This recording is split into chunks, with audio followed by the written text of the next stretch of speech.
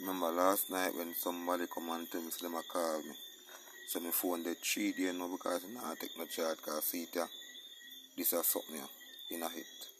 So I take out some already, but I say then I go video it to show them.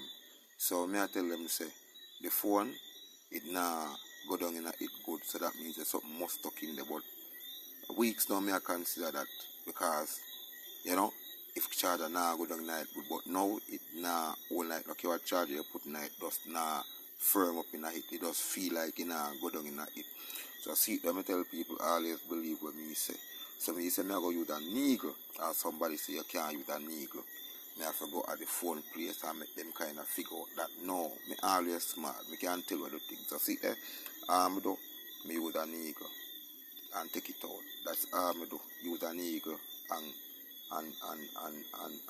take it out. So me don't know if not more done in there. So me I go see. You understand? Me do I use the needle down in this way and take out.